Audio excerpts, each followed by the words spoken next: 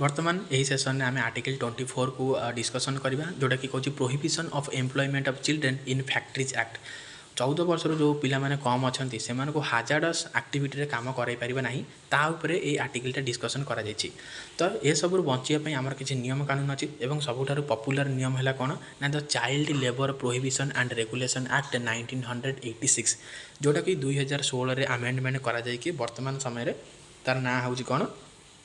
ना the child and adolescent labour prohibition and regulation act 1986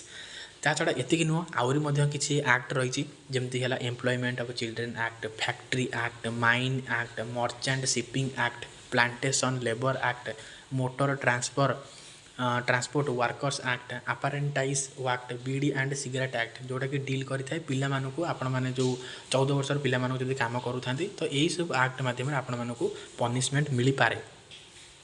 केवल एतिक नुह यूपीएससी पॉइंट ऑफ व्यू रूपा प्रिलिम्स लगे किसी फैक्ट मन रखा पड़ो तो प्रथम हूँ child labour rehabilitation welfare fund गोटे आमर अच्छी जदि आपण मैंने कौन 14 वर्ष पिला माने हाजार्डस एक्टिविटी पूरे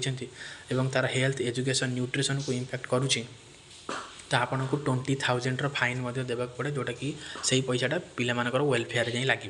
सेमती कि आमर गोटे कमिशन बना जाता 2005 मसीह commission for protection of child right act 2005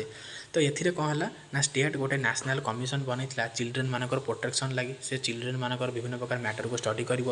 जहाँ भी किसी केस आसूँ स्पीडली माने कौन सल्व कर लोक गोटे भल रिजल्ट दब एवं 2006 मसीह किसीटा जिनसर ब्यान लगा जाता जे छोट छोट पिला आज ए सर्भेंट होटेल रेस्टोरेंट सर्व टी शॉप स्पा ये सब जगह तुम काम करना तो आर्टिकल 24 गोटे प्रकार एक्सप्लॉयटेशन आमको रक्षा देता है जो पिला माने काम कर 14 वर्षर तो यहाँ था ओवरऑल आइडिया अबाउट आमर article 24 prelim point of view यहाँ पचारि पारे आमर जो child labour prohibition regulation act था 2016 मसीह परिवर्तन कर child and adolescent labour prohibition regulation act रे कन्वर्ट कर तो यहाँ था मोर ओवरऑल कॉन्सेप्ट आशा करते बुझीपारे धन्यवाद।